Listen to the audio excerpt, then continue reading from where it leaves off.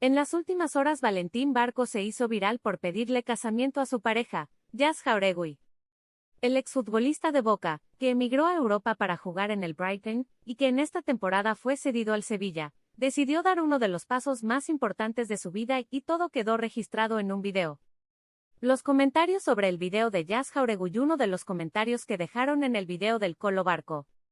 Otros comentarios de usuarios de X que se sorprendieron por el video de Barco. Los usuarios de X, sorprendidos por el efecto en el video de Barco y su novia, Jas Jauregui. Suscríbete al canal para no perderte ninguna noticia.